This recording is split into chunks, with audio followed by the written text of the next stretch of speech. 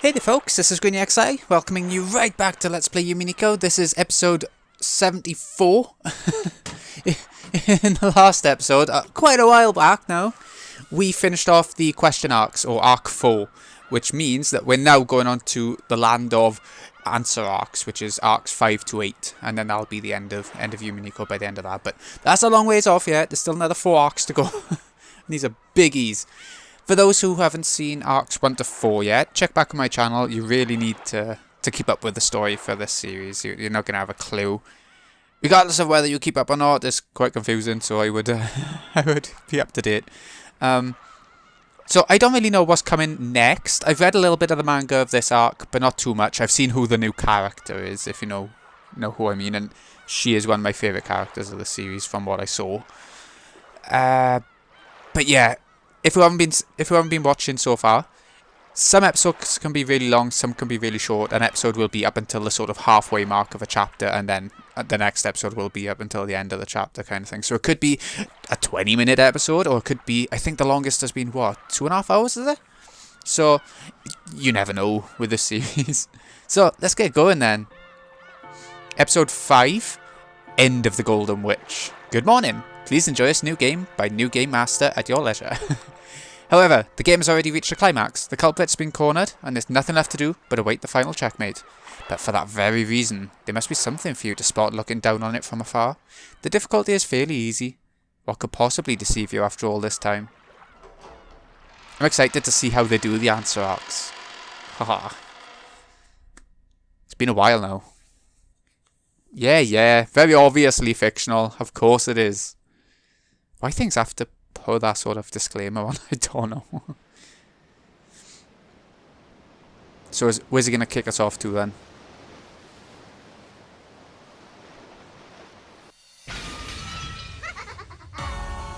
Okay, straight back with her. You idiot! Isn't it obvious? It'll be fun to kill her and see her face twist in pain. Why else? Wow, it's starting off strong again. Look, don't turn your eyes away. Look at it. Look. It's magic, it's furniture. No matter how much you try to deny me in magic. Look.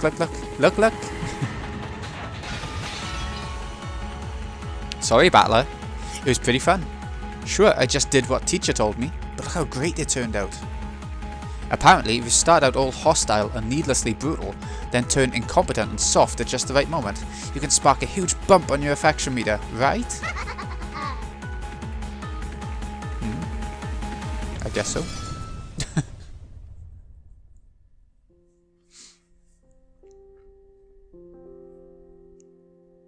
It's going to the tea party or whatever, is it?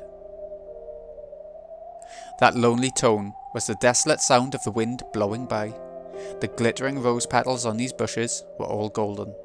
The cloud of gold butterflies that had once danced through this golden rose garden like fluttering rose petals was no longer anywhere to be seen. The master of the Golden Land is the Golden Witch, Beatrice. She might be called inhumane and cruel, arrogant, outrageous, or perhaps naive and simple. That laugh of hers, which lost its grace more and more the longer it continued, could no longer be heard.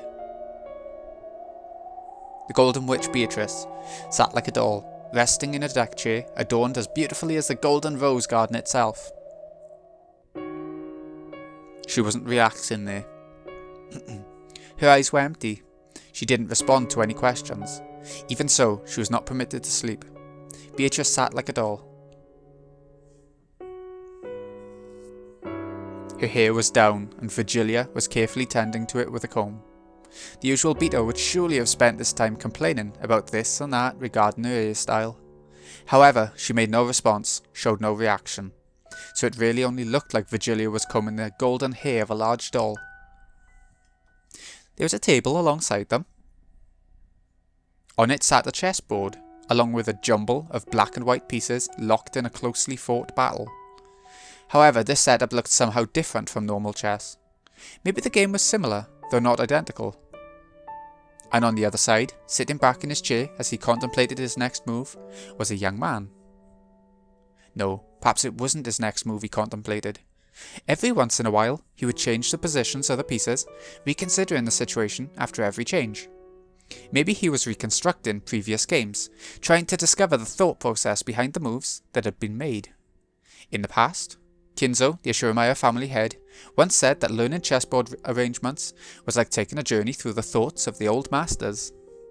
Ashuramaia Battler was on a journey, a search for the thought process that had led the Golden Witch to create this arrangement and make these moves. Battler took a black piece that should have been moved forward and returned it to its original place, sighing deeply. Battler's pieces were white. They don't look too white. However, on this chessboard, the black encampment was on Battler's side. He was reconstructing that arrangement, trying to play Beato's role. The more I do this, the less I understand your moves. Even Battler didn't expect that Beato would respond to that statement. Or rather, he was pretending to talk to himself, thinking there might still be some chance of her responding.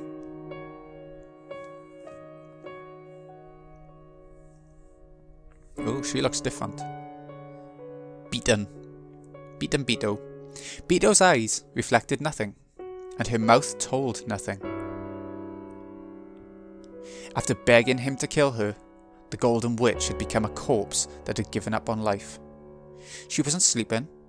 She couldn't step down from this game, and was therefore forbidden sleep. So those words must have reached her ears.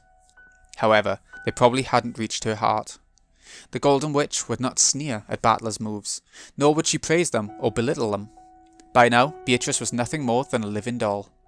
Even so, she would glance at him every once in a while. It would be an empty glance, but a glance nonetheless.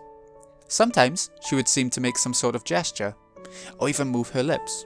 However, her movements never managed to communicate anything to Battler. How did you decide on this move in this situation? I don't get it at all. I don't understand your moves. Beato, Battler-kun is talking to you. Say something. Giggle or guffaw or something. Even use that shrill laugh of yours if you want. Can you believe it? That shrill laugh of Beato's will never be heard again. However, even if she couldn't answer, his voice surely reached her. That was what Battler believed as he said these words, so he said it again. How did you decide on this move in this situation? I don't get it at all. I don't understand your moves. So you don't understand what this child is thinking? Virgilia answered in her disciple's stead. Up to this point, she had done her best to avoid speaking for Beato. After all, there was a chance that Beato would respond in some way, and Virgilia didn't want to be the one to steal that chance. So Battler was going to have to bear with this silence, until Beato herself answered. Virgilia could no longer bear to watch Battler like this. Besides, Battler also wanted to hear what Virgilia had to say. He believed that conversation would reach Beato's heart. Yep, I don't have a clue. The more I try standing in Beato's shoes and moving the pieces like this, the less I understand. A serial murder following an epitaph. With that as a victory condition, I tried reconstructing the games from the witch's side, but I never ended up making the moves Beato did. In those games, I could find several incomprehensible moves that clearly worked against that victory condition. I don't get it at all. This journey through her thoughts is just too rugged. Even so, you won't give up, will you? I won't. I promised. Kill me. Let me die. I promised to let her die peacefully, and I'm the only one who can do it. Beato's right ankle was bound with a heavy, cold steel shackle. It wasn't tied to anything, so it didn't restrict her movement. However, it symbolized restriction. It was a visualization of the bonds that prevented her from leaving the game until she either won or lost. And the shackle was probably hurting her. The mercilessly cold shackle tormented her over and over inside her waking dream. So there was never any sign of relief in her empty expression. Her eyelids would sometimes tremble like she was having a nightmare, and every once in a while she would let out a pained gasp.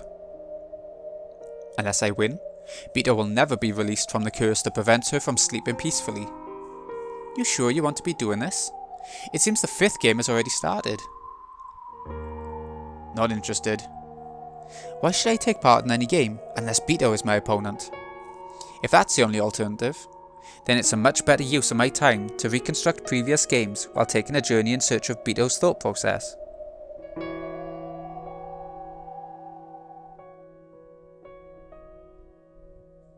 I'll be the next game master. Any objections? You've got none, right? I've got nothing but objections. Beato conceded the fight and is unconscious. Isn't this a loss by default and game over for her? I'll admit a lot's happened to Beato and she's basically been KO'd for now. But that doesn't mean she's lost the will to fight. That's why I'm acting as her assistant. Get it? Beato was lying down on a deck chair, almost as though she was sleeping. However, she wasn't sleeping. And she wasn't awake either. She was nothing more than a living doll that had given up on victory, who had asked Battler to perform her last rites, and who had surrendered everything. Of course, if everyone just sat around, the next game, the 5th game, would never be made ready. So Lambdadelta had succeeded Beato as the next game master, and announced that she'd prepare the next game. Quit messing around. This is a game between me and Beato. I don't know who you two are, but I'm not going to let you carry on without us. No one asked for your opinion. What'll you do, Bern?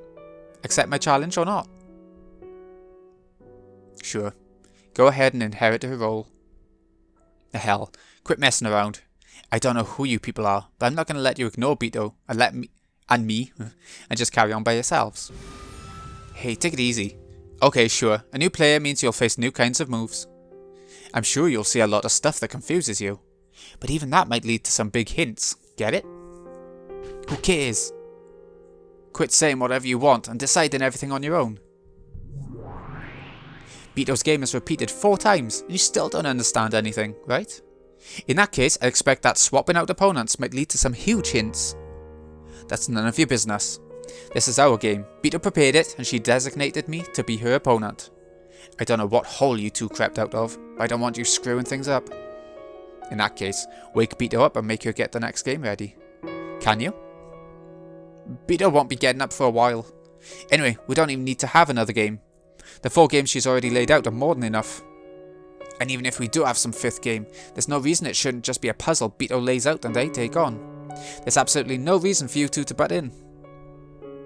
Battler couldn't hide his irritation at the 2 witches called Lamdadelta and Bernkastel, who had shown up well after the game's start and who were now trying to take charge on their own. It looked like these witches were of an even higher rank than Beato. So high in fact, that even Beato's teacher, Virgilia, couldn't even come close. Battler had the feeling he'd seen these 2 several times before. However, this was the first time he'd known their names and spoken to them directly. You can't get the next game ready without waking Beato. That's why I'll prepare the next game. We aren't so patient that we're willing to wait forever for Beato to regain consciousness. Right, Ben? I don't like boredom. It really ticks me off. I really don't give a damn whether you're bored or not. Come on now. Leave everything to this perfect Lambdadelta Sama, okay? I'll take over as the game master. Don't worry, I won't play with too much absolute perfection.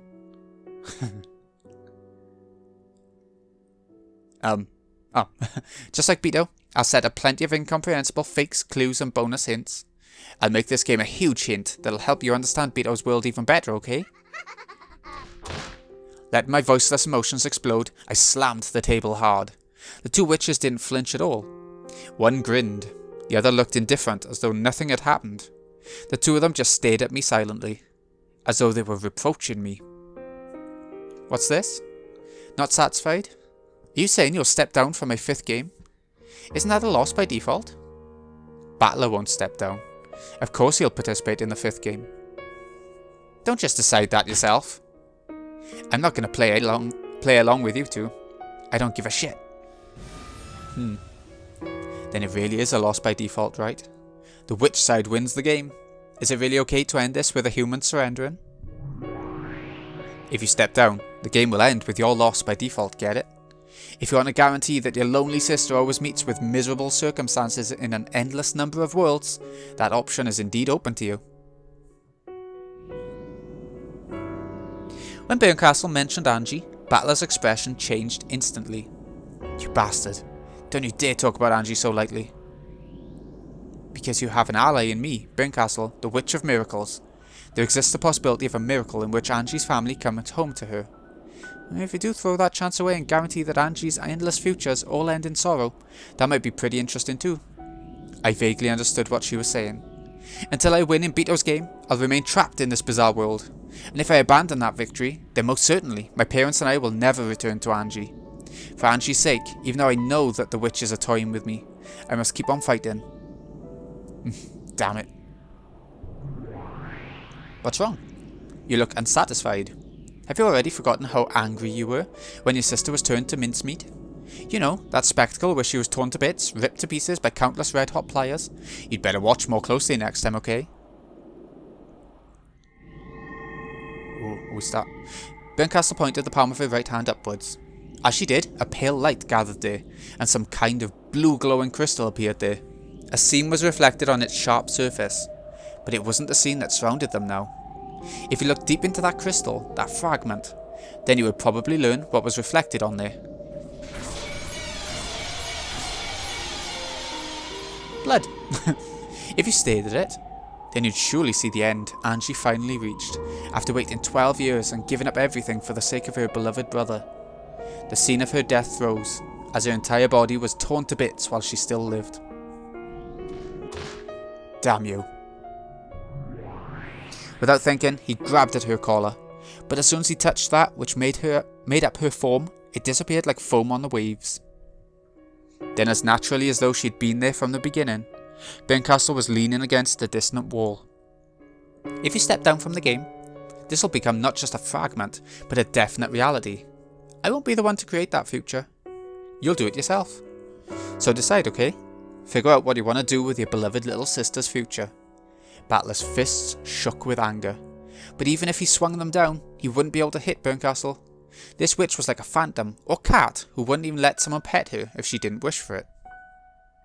And she was telling the truth. For Angie's sake, I can't step down from this fight, even if these unpleasant witches hijack the game board. That's just like you, Bern. You're even heartless when you threaten people. That's how it is, Battler. You aren't allowed to step down from the game board. You and Beato are nothing more than pieces on the board that exist to distract us from our boredom. Even your incomprehensible anger and irritation make for a wonderful treat to satisfy us. Well, what are you doing now? Only makes for a cheap snack though. Like those curry-flavoured potato wafers that sell for 30 yen a pair. Ah, bitch. You damn witches. Fight for Angie's sake, okay? And for Beato's too, right? In a way, that was admonition, or perhaps babying. Like the headache you get after eating something too sweet. Bernkastel tormented Battler and smiled. By now, the host of this tea party, Beato, was absent. The guest witches were already making themselves at home. What'll you do, assure Maya Battler? Will you surrender to fate? Just step down. You've had enough of being toyed with as a witch's piece, right? It sure is tough being one of Bern's pieces. I'm sure she'll use you and throw you away just like she did with Angie. I'm not giving you the option of stepping down. Keep fighting for the sake of your sister's future. I'm your ally. Until you win, I'll support you so you can reach that future for all eternity until I get bored. I can't let her provocation and cajolery rile me up. 2 seconds. These witches know I get mad easily, and they're trying to take advantage of that. Battler withstood it all and finally relaxed his clenched fists. If you want to start this 5th game of yours, go ahead and do it. Do whatever you want. Yes, I will do whatever I want. Hey, where you going? Even though Battler acknowledged this 5th game, he turned his back on them, much to Lambdadelta's surprise. If you're going to be Beato's substitute, then I'm sure the Bernkastel witch over there can stand in for me if she wants. Not a bad idea. Better than a loss by default. What the heck? You're gonna just ignore this episode 5 that I put so much effort into making? Rude. Battler says he's gonna take a break for a while. Until he comes back, I'll be a substitute. How's that sound, Battler? You do that. What's wrong, Lambda? So you'll refuse to play if it's against me instead of that fool Battler? Of course not. I'm glad I get to play with you, Bern. Go on, let's play. Let's play. Let's play together in Lambdadelta Sama's super, hyper, and cute episode 5. This is interesting. It's going to be these two. This technically is a world Beato created. You aren't going to ruin the atmosphere of the story, are you? Don't worry about that. I'm really good at reading between the lines for that sort of stuff. I made sure to use a Beato-ish atmosphere to make a tale that's even more interesting. Battler, make sure you come back as soon as your break's over, okay? It'd be a shame to miss this. I've set up plenty of bonus hints that'll get you closer to Beato's secrets. Or at least, that's what it'll look like, when it's actually filled with misdirection that makes stuff more and more confusing. Wait, hey, Battler, why aren't you listening when a witch is talking? Without answering, Battler disappeared into the darkness. After shrugging and cackling, the witches immediately started playing with the game board they had stolen from Beato. Interesting. two new actual players. Can those witches really understand Beato's game? Since they're using the same game board, they cannot do anything that this child cannot do. However, they can do things that this child wouldn't do. What do you mean, things you wouldn't do? The materials of chess exist so that you can play chess. You cannot use them to play cards. However, when it comes to throwing chess pieces at your opponent and scribbling on the board, such things are not impossible to do. However, that would be blasphemy against the game of chess, so people choose not to do that. That definitely wouldn't be chess anymore. Beato's eyes seemed to cloud slightly with sadness. Damn them. This game's between me and Beato. I won't let anyone else defile it. At that time, gold butterflies gathered and Ronave appeared, holding a tea set with black tea. Would you like some more tea? If you wouldn't mind. Certainly. So, how goes this journey of yours in search of Milady's thoughts? I don't have a clue, but I'm enjoying it. However, are you sure about this? Is it truly all right for you to relax here? You mean that game those witches just started all by themselves? Indeed. Just now, when I went to serve them some tea, the murders of the first twilight had already taken place, and it seems as though the next murder would occur shortly. When Beato and I were playing, the game would be paused whenever someone left their seats. However, those witches wouldn't pause that game just because I wasn't around. Ronave, did you see their game? Just a part of it. How was it? Ronave lifted the pot high with an elegant gesture as he poured the black tea. After finishing that, he finally spoke. He gave us his impressions of it. It did not have love. What do you mean, love? My apologies. That's how a woman might put it. As a man, one might call it dishonourable. I understood what those words meant. When I met Virgilia's eyes, she shook her head slightly and stayed at the floor. I believe it resembles Milady's games greatly, on the surface. However, its foundation is quite different. Does it go against the rules of Beato's game? No, it does not. Lambdadelta actually does understand the rules of Milady's game very well. However,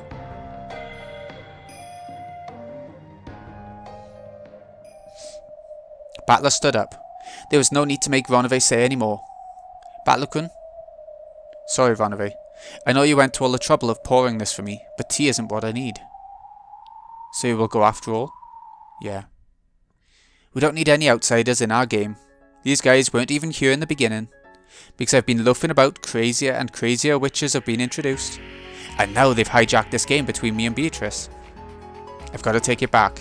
Right now I'm supposed to be the one taking care of Beato's game board. That means I can't just sit around here. Thank you. I wanted to let this child hear those words. I'm sure she hears them. Milady is simply unable to answer. Beato lay there silently, like a living doll with dull eyes. The game board she had created herself had been hijacked by incomprehensible people, and was being turned into a mess. If I was designated to be her opponent, then Beato must have created this game for me. I've got to take it back. Wait here. I'll go and take it back. Of course, Beato didn't respond in any way. That's right. If she can't respond, then I have to protect it in her place. I'll be right back. Virgilia, Ronave, I'm counting on you two to look after this golden sleeping beauty. Yes, leave it to us. See you later, Battler-kun. And please, in the game without this child, try to find some part of her. If you can, then even if this child is absent, it'll mean you have fought with her. You're right. It's all useless. What am I doing? Let's go. And let's take it back. Sorry to keep you waiting, witches. My break is over. When he faced the jet black heavens and yelled this, the whole world shattered as though it were made out of thin glass. Then, as though it had been that way since the beginning, it transformed into that smoking room where Battler had fought Beato so many times, and which the two witches had now hijacked. What do you think you're doing? You're only coming back now? It's way too late. Not only has the game reached the second day, it's already at the finale, get it? You never showed up, so I just advanced things on my own. Yeah, like you even waited for me in the first place. Byrne was way more skillful and thrilling than you were, right? Shut up. I'm the player. You substitute witches can just take a step back now. Well, I don't really mind if you join in starting now. There's probably no need for you anymore. Seriously. After all, we're already at the climax. After this, Byrne will probably corner me and win. What the hell? Nothing wrong with that, is there? Why don't we let him watch the final endgame? Of course. Come on over, Shurmaya Battler. It's almost completely over, but here's the cute and elegant game I made. Episode 5, End of the Golden Witch.